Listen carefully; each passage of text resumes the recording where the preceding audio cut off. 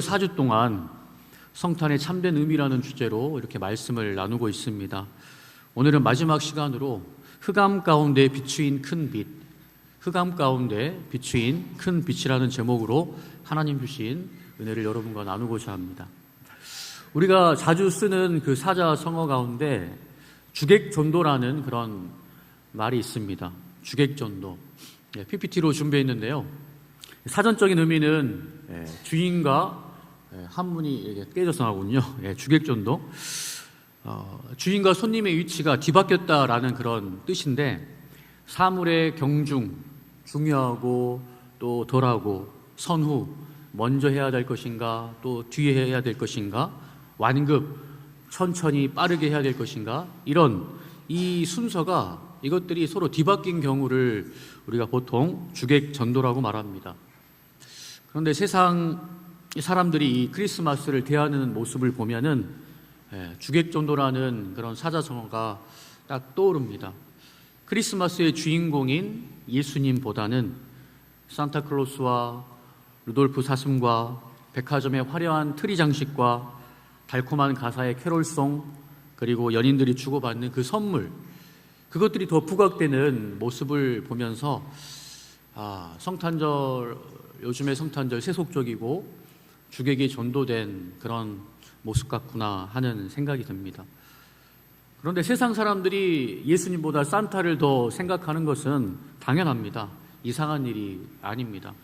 하지만 예수 그리스도를 믿는다고 하는 우리 그리스도인, 우리 신자가 이 세상 사람들의 생각을 따라가고 똑같이 생각한다면 그것은 문제가 있는 것입니다. 잘못된 것입니다. 성탄절을 하루 앞둔 지금 오늘 저와 여러분의 마음은 산타를 원하고 있는지 아니면 예수님을 원하고 있는지 우리가 한번 우리의 마음을 들여다볼 수 있으면 좋겠습니다.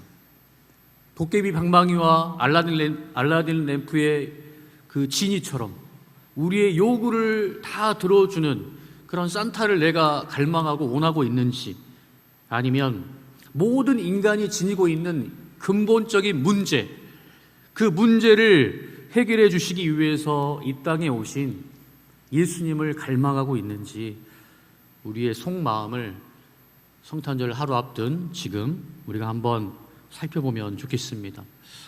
주 안에서 사랑하는 우리 장병 여러분, 왜 성탄절이 많은 사람들에게 기쁨이 될까요? 왜 이렇게 성탄절 되면은 들뜨고 기뻐할까요? 이렇게 눈이 내리면 왠지 더 좋고. 요즘에 초등학생들도 제가 초등학교 들어가기 전에 나왔던 1984년에 나왔던 영국의 웸, 권사님, 집사님들 세대는 아실 텐데 웸의 라스트 크리스마스라는 그런 캐롤송도 아닌데 이제 캐롤송처럼 된 그런 팝송을 부르더라고요. 초등학생이. 반복되는 가사 내용을 보면 이렇습니다. Last Christmas I gave you my heart, 이런 노래 있죠? 발음이 좀 그렇지만 But the very next day you gave it away, 이런 노래인데 가사를 보면은 지난 크리스마스에 난 내 마음을 고백했죠. 그런데 하지만 바로 그 다음날 당신은 날 거절해 버렸죠. 날 차버렸죠. 이런 내용입니다. 그러면서 하는 말이, 이제 난 더 이상 눈물을 흘리지 않기 위해서 이번에는 정말 특별한 사람에게 내 마음을 줄 것입니다. 이런 내용입니다. 가사를 조금만 생각해 보면 차인 거예요. 차인 거, 남자가 차여가지고, 남자가 차였는지 여자가 차였는지 모르겠지만 차여서 마음이 슬프고 비참하고, 그러면서 이제 눈물을 이렇게 흘리지 않겠다라는 약간 조금은 찌질해 보이는 그런 내용의 가사입니다. 근데 그런 가사의 의미를 알고 부른 건지 모르는 건지 제가 아침에 한번 물어보니까 재현이가 모르더라고요. 무슨 뜻도 모르면서 의미 좋아가지고 라스트 크리스마스를 부르는 우리 초등학교 5학년 재현이.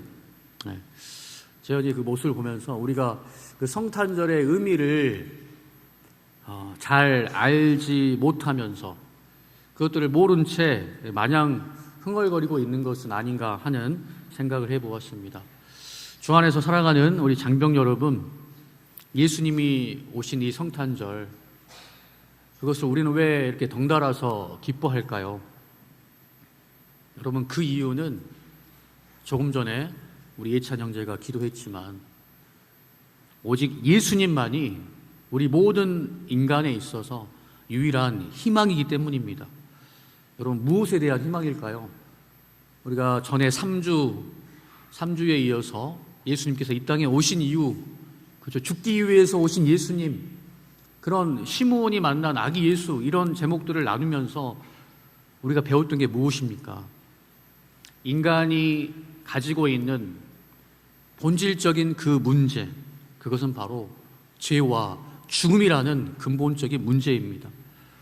예수님만이 이 죄와 죽음, 이 근본적인 인간이 안고 있는 이 문제를 해결할 수 있는 분이시기 때문입니다. 여러분, 우리가 지금 젊을 때는 잘 모르지만, 건강할 때는 잘 모르지만, 우리가 죽음 앞에 서게 된다면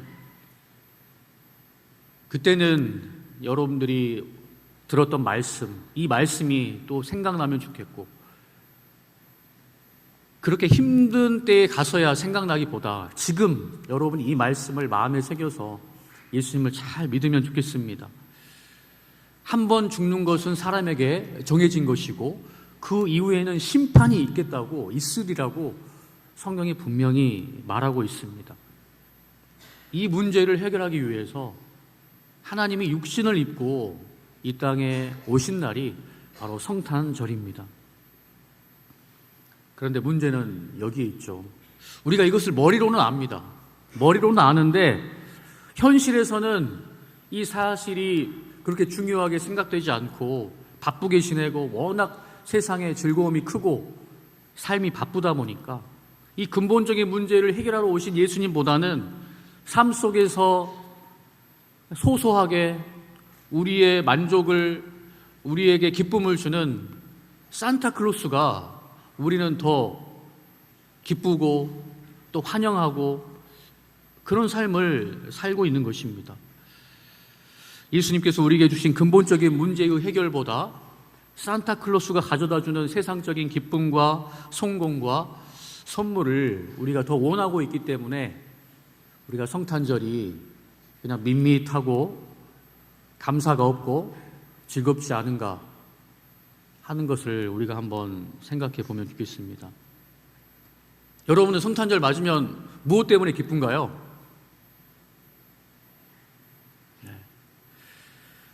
오늘 밥 먹기 전에 그 소그룹 나눔 질문에서 그런 이야기들을 한번 나누면 좋겠습니다. 조금 전에 우리가 함께 읽은 본문은 예수님의 생애와 사역, 예수님께서 이 땅에 오신 이유가 무엇인지, 그리고 오셔서 행하신 일이 무엇인지 그것을 가장 잘 표현한 본문 중에 하나입니다. 오늘 말씀을 제가 다시 한번 읽어보겠습니다.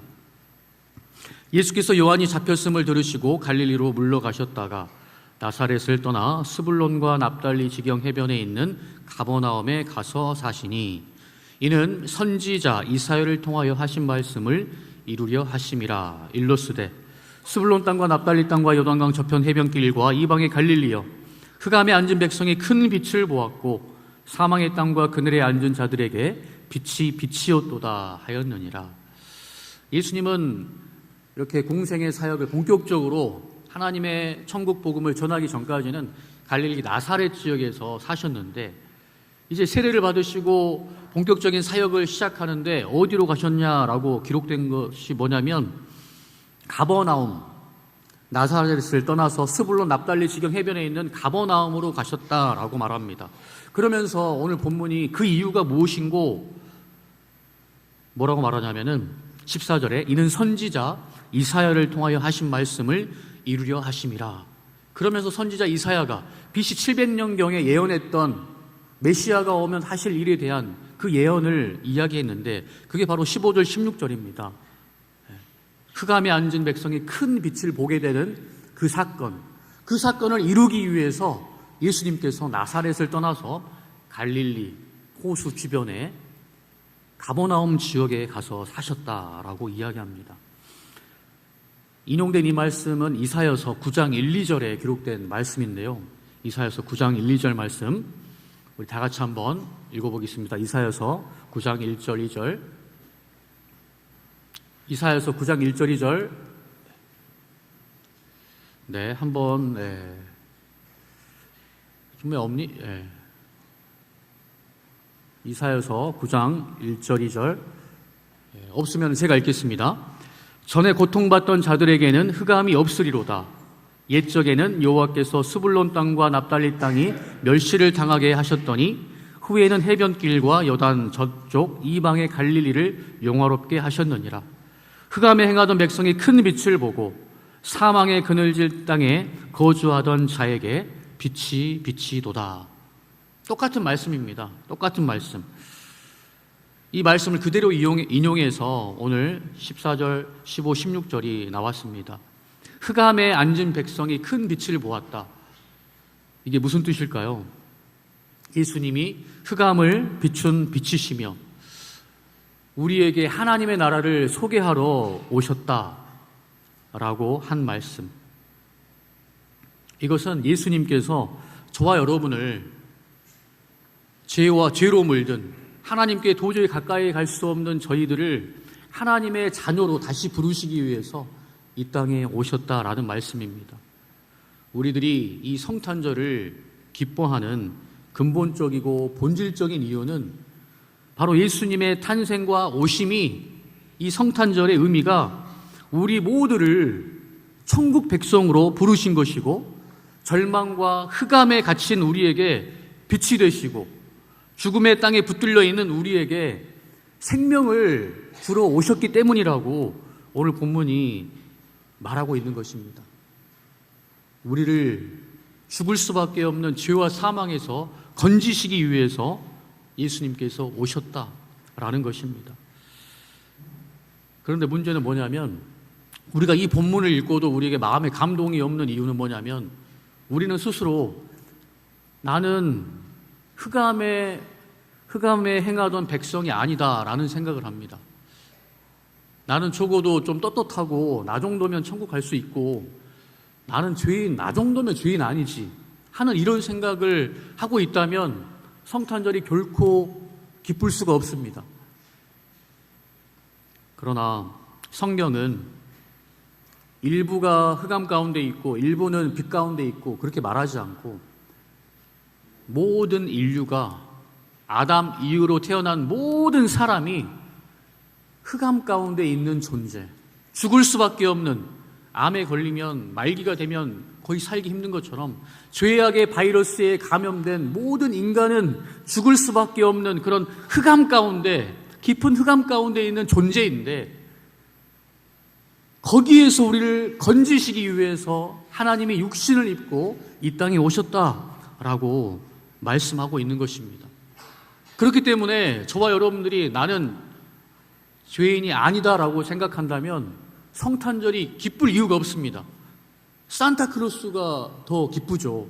내가 원하는 것을 줄 수 있다고 생각하기 때문에.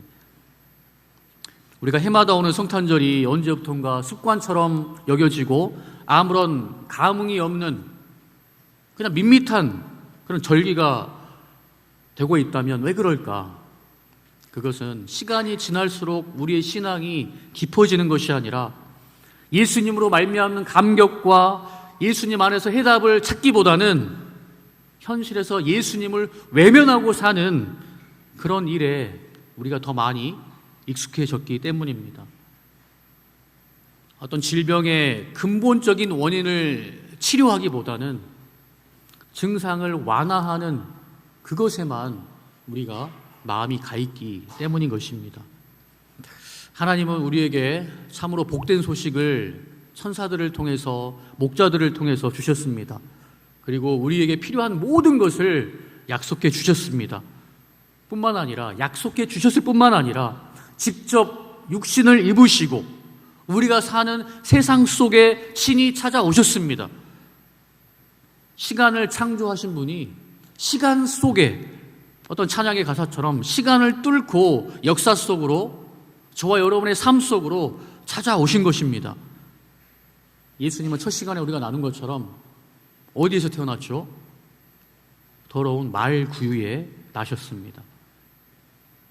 그리고 왕궁에서 자란 것이 아니라 저 나사렛에서 무슨 선한 것이 날 수 있겠냐라고 비아냥거린 것처럼 그 가난한 동네, 그곳에서 자라셨고 우리 인생이 겪는 모든 어려움과 아픔, 슬픔, 아버지가 먼저 돌아가시는 그런 아픔도 겪으시고, 그리고 또 형제들에게, 동생들에게 귀신 들렸다라는 말을 들을 만큼 그런 상처도 받고 억울한 일도 당하시고 제자들에게 배신당하는, 믿는 도끼에 발등 찍히는 그러한 인간이 당할 수 있는 모든 어려움들을 다 당하셨습니다. 그리고 십자가에서 뺨을 맞고 채찍을 맞고 침뱉음을 당하고 그런 수치스러운 죽음을 친히 감당하셨습니다. 왜일까요? 우리가 지금 알지 못하고 라스트 크리스마스를 부르고 하는 것처럼 예수님이 오신 그 의미를 모르고 죄의 결과가 얼마나 무시무시한 건지 모르고, 죄가 얼마나 무시무시하면 하나님께서 홍수를 보내가지고 심판까지 하시고, 죄의 결과가 얼마나 무서우면 자기 아들을 십자가에 매달 만큼 하나님의 진노를 아들에게 쏟아 부을 만큼 죄의 결과가 참혹한 것인지를 우리가 안다면 이 성탄절이 진정으로 기쁘고 감사한 날이 될 것입니다. 예수님은 우리의 연약함을 다 아시고 이해하시고 치료하시는 분이십니다. 예수님은 저와 여러분의 마음과 처지를 너무나도 잘 아시는 분이세요. 우리의 처지는 어떤 처지인가? 아까 조금 전에 기도했는데 오늘 본문에서 제가 전하고자 하는 메시지하고 좀 통해요. 우리 예찬이가 또 내일도 또 찬양도 하겠지만 성탄절에 우리는 어떤 처지인지를 예수님이 아시냐면은, 예수님은 우리를 지으신 창조주시지만 우리가 죄밖에 지을 줄 모르고 악한 것밖에 행할 줄 모르는 그런 연약한, 죄의 바이러스에 감염된 그런 연약한 존재라는 것을 다 아십니다. 그런데 예수님은 우리가 그런 희망이 없는, 스스로 구원에 이를 수 없는 연약한 존재임을 다 아시면서도 우리를 구원하시기 위해서 이 땅에 오셨습니다. 우리의 처지를 아시고 우리의 병을 고쳐서 복되고 자랑스럽고 영광스러운 하나님의 자녀로 삼으시기 위해서 이 땅에 오신 것입니다. 우리가 성경을 통해서 잘 아는 것처럼 예수님은 여러분을 구원하시기 위해서, 죄와 죽음과 절망에서 구원하시기 위해서 십자가를 지셨습니다. 십자가를 지셨을 뿐만 아니라 부활하심으로 말미암아 예수님의 운명을 저와 여러분의 운명과 하나로 엮으셨습니다. 하나로 묶으셨어요. 이게 무슨 뜻이냐? 예수님은 죽음을 통과하시고 부활하셨고 그리고 높임을 받으셨는데, 예수님께서 그 받으신 영광과 존귀함에 저와 여러분을 똑같이 동참시키신 거예요. 여러분, 이것이 얼마나 큰 축복인지, 저는 사탄이 왜 우리 인간을 그렇게도 미워할까 이런 생각을 해볼 때마다 이것 때문에 우리를 질투하는구나. 하나님께서 저와 여러분 한 사람 한 사람을 독생자 아들을 보내실 만큼 사랑한다는 사실이 사탄의 입장에서 봐서는 이해가 안 되는 거예요. 야, 저 정말 매번 죄 범하고 정말 하루에도 더러운 변을 몇 번이나 싸는 저 더러운 똥 같은, 똥보다 못한 존재들을 그 위에서 목숨을 내놓는다고? 도대체 저 인간들이 뭐기에? 하나님이 이렇게 저와 여러분을 사랑하시기 때문에 사탄이 어떻게든 우리가 하나님께 가까이 가는 것을 싫어하고, 교회에 가는 것을 싫어하고, 예수 믿으면 어렵게 하고, 그런 이유가 바로 하나님의 사랑 때문입니다. 사랑하는 장병 여러분, 예수님은 자신의 운명, 자신의 영광, 자신의 존귀, 자신의 통치, 자신의 모든 것을 제자들에게 그대로 다 주시면서 너희들이 나와 같이 천국에서 이 온 우주 만물을 다스릴 것이다. 나의 영광에 동참하게 될 것이다. 라고 말씀하십니다. 창조주이시면서도 종 같은 피조물인 인간의 발을 씻기시고 종이라 부르지 않고 나의 친구라 하시고 하나님을 아버지라고 부르게 하시는 분이 바로 예수님이십니다. 예수님은 주님이 구원한 백성과 운명을 같이 하기 위해서 우리의 운명을 하나로 묶으셨다는 사실, 철학적인 말이긴 하지만 여러분들, 요한복음 6장 39절 이런 말씀이 있습니다. 나를 보내신 이의 뜻은 내게 주신 자 중 내가 하나도 잃어버리지 아니하고 마지막 날에 다시 살리는 이것이니라. 여러분이 예수 그리스도를 믿고 주로 고백한다면 여러분의 인생은 여러분이 책임지는 것이 아니라 예수님이 책임집니다.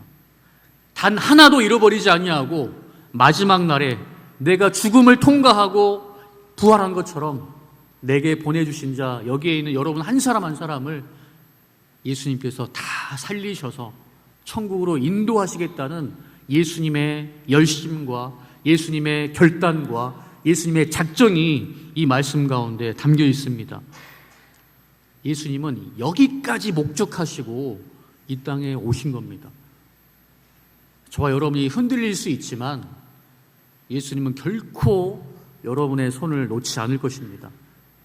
목사님도 목사가 된다고 했다가 안티크리스찬으로 10년을 방황했지만 결국에는 이 말씀처럼 하나님께서는 결국 놓지 않고 한 사람도 잃어버리지 아니하고 100마리 양 가운데 한 마리 양을 잃어버렸다면 그 양 한 마리 찾기 위해서 골짜기를 찾아가고 결국에는 찾아서 어깨에 메고 오는 예수님처럼 여러분들이 예수님을 하나님으로 구원자로 고백한다면 여러분의 운명은 잠깐 흔들릴 수 있을지라도 방금 읽은 것처럼 하나님은 끝까지 여러분을 추적하시고 사냥개가 마치 정말 사냥감을 끝까지 추격하는 것처럼 여러분들을 끝까지 인도한다는 사실이 여러분에게 위로가 되고 힘이 되면 좋겠습니다.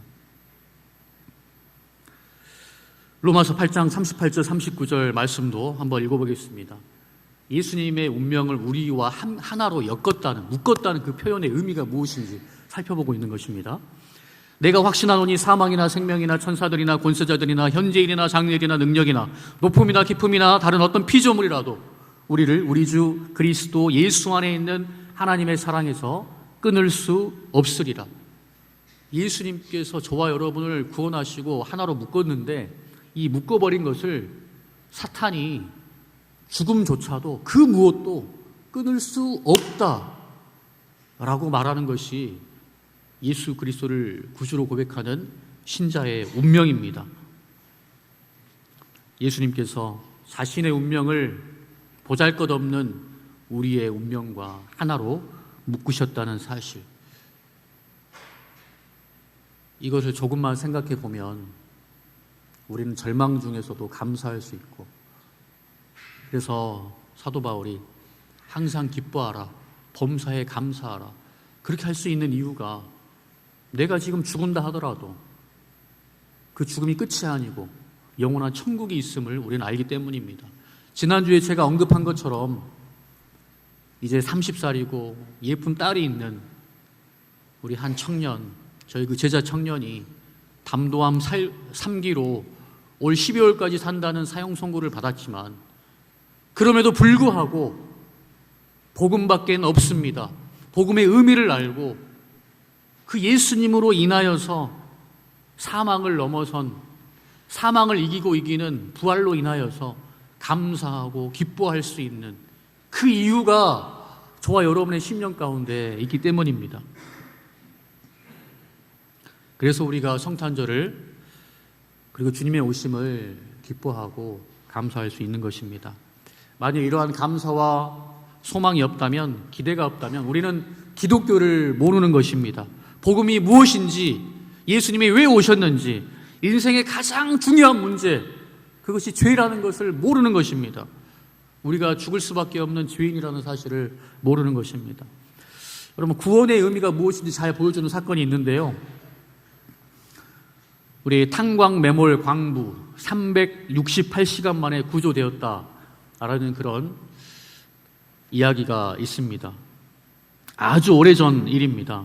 1967년, 저도 안 태어났던 때인데 우리나라 역사상 정말 탄광에 갇혔다가 살아난 그런 일들이 기사가 참 많은데, 우리나라에서 발생한 그 사건 가운데 가장 오랜 시간, 여러분 368시간이면 15일이면 15일 동안 지하 125m 지하에 홀로 갇힌 이 한 사람이 있었는데, 이게 67년 8월 충남 청양군 구봉산에서 있었던 일입니다.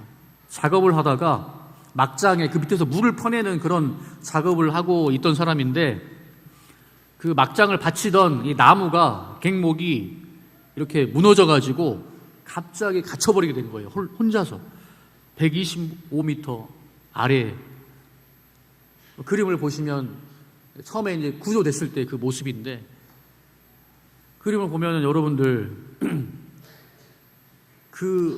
다 무너져 내려가지고 돌이 다 내려버렸고요. 그 다음에 이 피난구 잠깐 나와 있는, 우리가 터널 들어가면은 잠깐 이렇게 사고 났을 때 잠깐 들어가서 쉴 수 있는 곳, 그 중간 125m 거기 갇혀버리게 된 거예요. 랜턴이 하나 있었는데 그것도 점점 꺼져갑니다. 근데 그분이 나중에 알고 보니까 해병대 출신. 6.25에 참전, 18살 때 해병대 학도병으로 이렇게 가가지고 통신병으로 6.25 참전하고, 도솔산 전투, 김일성 고지 전투, 양도 전투, 장단지구 전투 참여하면서 해병대 7기로 이렇게 전역을 한 분인데, 그래도 통신에서 이렇게 일해 본 적이 있어가지고 빨리 그 정말 랜턴이 꺼져가는 그 상황과 매몰된 상황 가운데 통신선을 찾아가지고 이렇게 지상과 연결이 됐다고요. 불은 다 꺼졌지만. 그러면서 이제 자기가 살아있다는 소식을 알리고, 근데 알렸는데도 3일, 4일, 5일, 6일, 7일, 일주일이 지나도 못 오는 거예요. 조금 들어가려고 하면 무너지니까. 다 죽었다 이렇게 생각을 한, 칠흑 같은 어둠, 랜턴도 꺼져버리고 단지 그냥 유선 통신병이어서 이렇게 그거 하나 연결해 놓는 거 하나, 그리고 사랑하는 아들, 딸, 아내,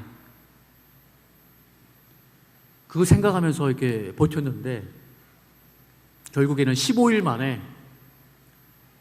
사람들이 이렇게 구조했고, 특별히 거의 다 왔을 때 큰 바위가 있어가지고 이 바위 밑으로 들어가가지고 이 사람을 건져 와야 되는데 누구도 가려고 하는 사람이 없었다고 해요. 근데 같이 탄광 일을 했던 어떤 인부 두 사람이 저희가 가겠습니다 해가지고 그 바위 밑으로 들어가가지고 이분을 데리고 나왔다는 거예요. 데리고 나왔을 때 사진인데, 원래 키가 175에 62kg였는데 15일 동안 먹을 게 없어가지고 이렇게 지하수 물 떨어지는 거 이렇게 먹고 해가지고 45kg까지 빠졌다고 합니다. 누군가 이 125m 지하 찾아오는 그 동료 두 사람, 여러분, 구원의 의미라는 건 바로 이런 의미입니다. 우리 스스로는 도저히 나갈 수 없습니다. 우리 스스로는 도저히 하나님께 갈 수가 없어요. 근데 그것이 안 되기 때문에, 불가능하기 때문에 하나님이 인간을 입고 이 땅에 친히 오신 것입니다. 그것이 바로 구원의 의미예요. 깊은 절망의 흑암 가운데 빠져있는 우리, 자기 스스로는 도저히 이 죄 문제를 해결할 수 없는 그런 우리, 죽음의 자리에서 예수님께서 오셔서 우리를 생명의 자리로 바꾼 것, 흑암의 자리에서 광명의 자리로 바꾼 그 첫 번째 사건이 성탄절이라는 것입니다. 로마서 5장 8절에 이렇게 말합니다. 우리가 아직 죄인 되었을 때에 그리스도께서 우리를 위하여 죽으심으로 하나님께서 우리에 대한 자기의 사랑을 확증하셨느니라. 우리가 아직 여전히 죄인임에도 불구하고, 끝까지 죄인임에도 불구하고 부모님이 자식을 포기할 수 없는 것처럼 예수님을 보내셔 십자가에서 죽게까지 하심으로 하나님께서 여러분을 사랑한다는 그 사실을 확증한 사실이 바로 십자가고 바로 성탄절의 의미입니다. 그것이 바로 예수님이 이 땅에 오신 이유입니다. 여러분, C.S. 루이스, 나니아 연대기로 유명한 영국의 소설가이고 교수인, 옥스퍼드 대학의 교수였던 C.S. 루이스의 회심 이야기가 있는데요. 그는 믿는 가정에서 태어났습니다.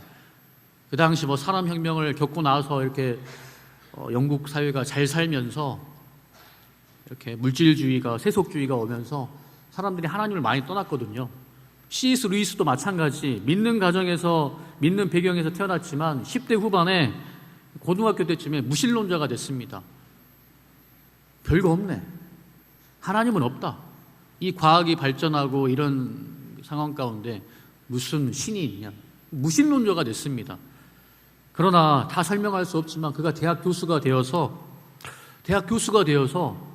다시 기독교로 돌아왔어요. 그러면서 그가 경험한 기독교는 이거였습니다. 그가 이해가 안 됐던 게 뭐였냐면은, 하나님을 알던 모르던 간에 모든 인간은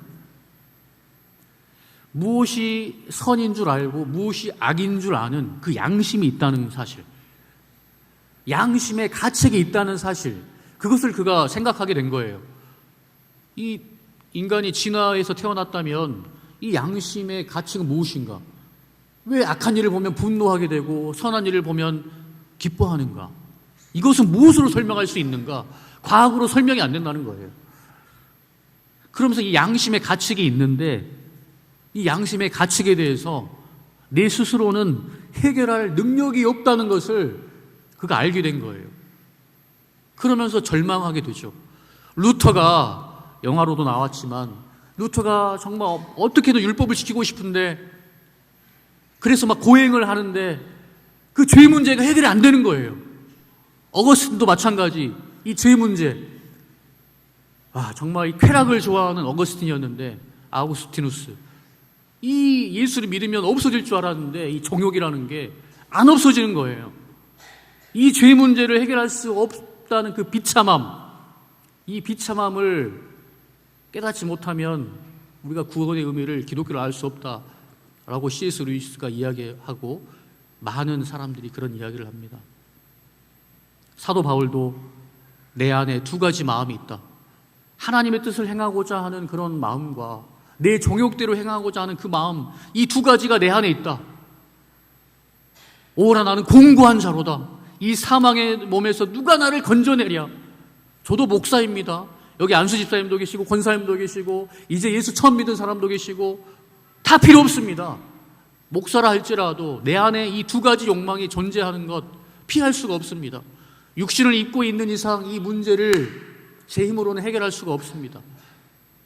그런데 예수님께서 그 문제를 해결하시기 위해서 이 땅에 오셨고 십자가에서 그 문제를 해결하셨다는 사실입니다. 여러분, 이것이 복음이고 이것이 성탄절의 참된 의미입니다. 이제 말씀을 맺겠습니다. 예수님은 깊은 흑암의 절망 가운데 비추인 큰 빛이십니다. 아무리 어둠이 깊다 할지라도 작은 빛이라도 비치면 그 빛은 금세 물러갑니다. 예수님만이 우리에게 희망이 되십니다. 예수님만이 저와 여러분의 해답이 되십니다. 예수님만이 구원이십니다. 우리를 우리보다 더 사랑하시고 우리의 처지를 너무나도 잘 아시고 지금도 당신의 운명을 우리와 하나로 묶으시고 저와 여러분을 끝까지 천국까지 인도하시고자 작정하시고 그 일을 이루고 계신 분이 하나님이십니다. 그 주님께 여러분의 어려운 문제를 아뢰 수 있는 여러분 되기를 소망합니다. 주님은 외면하지 않으십니다. 여러분의 신음소리를 들으십니다. 그리고 좋은 곳으로 응답하십니다. 저 여러분을 구원하시기 위해서 이 땅에 오시고 말구에 나신 분, 독생자를 주시기까지 사랑하신 하나님께서 여러분의 간구를 외면하지 않으십니다.